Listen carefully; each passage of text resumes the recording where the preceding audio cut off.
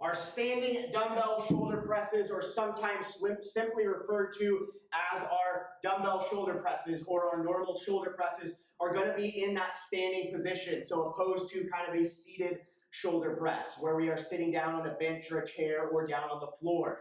Then what this is going to do is it's going to make it more tempting to use your legs, but we really don't want to do that. It's going to make us stabilize more in the core by not using the legs on this, and it's going to put that focus more on the shoulders. So this is a strength move for the shoulders, for mainly that front head and a little bit of that lateral head on our shoulders here. Set up for these, we're going to grab those dumbbells. We're going to bring them on up to shoulder height. We're going to have those palms slightly facing forward. They don't need to be straight out of your sides, but we're not having a neutral grip for these. We are kind of facing them in a comfortable position. So as far forward as your palms can face, but in a comfortable position for those shoulders. You shouldn't be feeling like you're straining to get into this position. We're going to squeeze our abs, keep them nice and tight, feet about hip distance apart. We're going to press up and together overhead and then lower back to the starting position at our shoulders here. We really want to focus on keeping those abs nice and tight throughout that movement. That leads us into the #1 mistake made on this, which is arching the back. What that's going to look like is when we press up, we're going to lean back, and those weights are staying up above our chest instead of above our head, with that head in between those arms. So we want to avoid that. We want to squeeze those abs and keep that head in line with the spine as those weights press up overhead.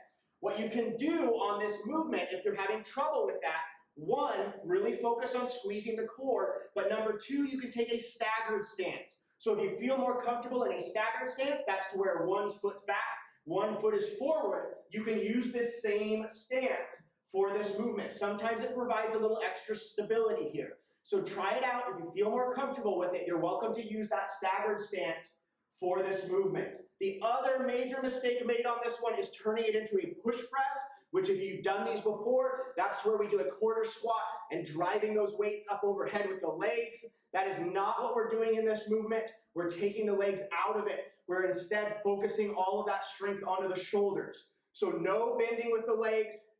That core is staying nice and tight. Those legs are staying stationary, and we're trying to get full range of motion up together at the top, all the way back down to that starting position at the bottom. Start off nice and light.